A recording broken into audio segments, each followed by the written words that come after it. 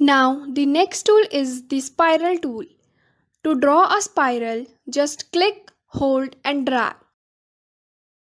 To make it big, drag your mouse out. To make it smaller, drag it in. I drag down to draw anti-clockwise spiral and I drag up to draw clockwise spiral. Let's draw another spiral. While you are still holding the mouse, press and hold the spacebar as well to move the spiral and reposition the spiral.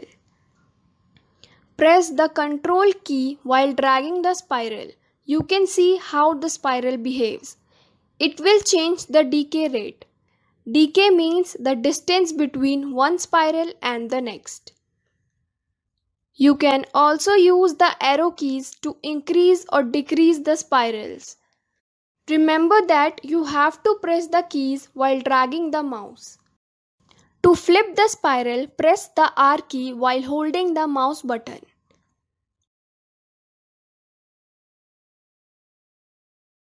To set all these options through dialog box, just click on the artboard and here we are into the dialog box.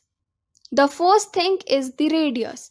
It sets the distance between the center and the outer point of the spiral. Then we have the decay rate.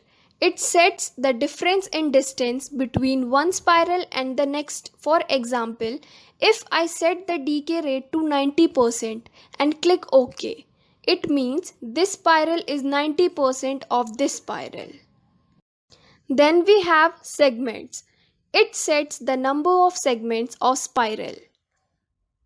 And at last we have the style. Here you can choose between two styles, which are clockwise and anti-clockwise. So this is how you can use the spiral tool.